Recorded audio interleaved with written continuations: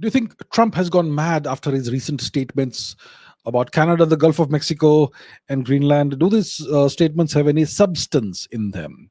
Look, if we go to the map, which is this is Google Maps, right? If we go there, if you go to Google Maps and you go to the Gulf of Mexico, what do we find here? Gulf of Mexico in into brackets Gulf of America. So Trump has already renamed this as the Gulf of America, and right now we are seeing a transition phase in Google Maps. It's still called Gulf of Mexico, but they're placing Gulf of America into brackets, and eventually they're gonna get rid of this Gulf of Mexico term, and it's simply gonna be called Gulf of America. So that's done. It's just a symbolic thing. I mean, the US is a way more powerful nation, so obviously they can name it as per their choice. Fine. Um, so that is done. What about Canada? So Trump calls Justin Trudeau the governor of the great state of Canada, right? He doesn't call him the prime minister of Canada. And he calls Canada the great state of Canada, not the great nation of Canada. So the Americans have always essentially owned Canada, but it's technically a separate country. And if they want, they're going to get this done as well. They can simply integrate Canada into the United States as one of the territories, maybe the 51st state, or whichever way they want to do it. Maybe make it a territory similar to what Puerto Rico is. We'll see. They can do it anytime they want. They can do it the hard way, or they can do it very nicely. There's nothing the Canadian government or the people can do about this if the Americans decide to incorporate Canada into their nation. Now the question is Greenland. Greenland is this territory. It looks very large over here. It's not that large, but it's important. And Trump says that we need to acquire Greenland because it's important to our national security.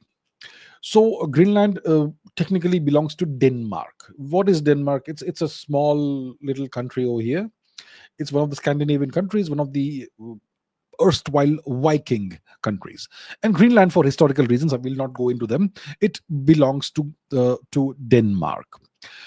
Right. So how does Trump acquire Greenland? How does he get it done? What if Denmark refuses to sell Greenland to the US? So what you do is this. Look, Denmark is part of the EU. It's part of possibly NATO. It's a country that's essentially a puppet, a vassal of the US. We all know this. So it can be arm twisted through a variety of ways, and we'll not go into the ways because it's not nice to talk about those ways. There's nothing violent in here. It's all economic terms and various kinds of leverage you can apply to make a nation capitulate and agree to what you want. So the first stage is, how will Trump acquire Greenland? I think he's going to acquire it. Okay, so how will he do this is the question. Okay, let's look at it step by step. First step is apply various kinds of pressure on the government of Denmark, the people who are in the decision making capacity. Apply various kinds of leverage and pressure on these people. So after you do that, after some time, the government of Denmark, you will find, will agree to a referendum in Greenland. Does Greenland want to remain part of Denmark? Does it want to be independent, or does it want to become a part of the US? That's step number one. So first you apply pressure on the politicians, they capitulate, and they agree to a referendum. Then you set a date for the referendum, which is, let's say, 3 months, 6 months in the future. Now what you do, if you are Donald Trump, is you go to the people of Greenland. How many? What's the population of Greenland? Let's quickly take a look, shall we? What's the population of Greenland? Let's quickly take a look. Let's Google that. Hey Google, no, Greenland population. Greenland population is about 57,000.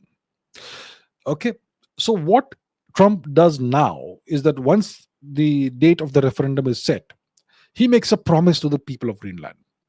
I'm going to give each and every citizen or resident of Greenland $1 million if you vote to become a part of the US. So how much does it cost the US? First of all, it's 56,865, right? Okay, now calculator. So 56,865, 56. Let's just call it 57,000. Okay, you give each of them $1 million. One, two, three, four, five, six. How much is it? Let's divide this by one with nine zeros. One, two, three, four, five, six, seven, eight, nine.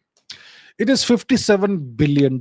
That's all it costs the United States. That's all it will cost them. $57 billion, which is not a lot of money. It's peanuts. It's small change for the US. So imagine what $1 million can do to a person. If you are a family of, let's say, three people. Oh, in the West, you have small families, father, mother, and one child, let's say. And the child is, let's say, 5 years old.